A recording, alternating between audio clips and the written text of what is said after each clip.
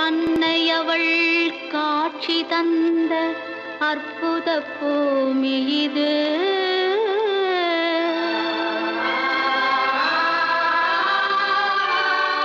அவள் அரசாட்சி செய்து வரும் அழகு வேளாங்கண்ணி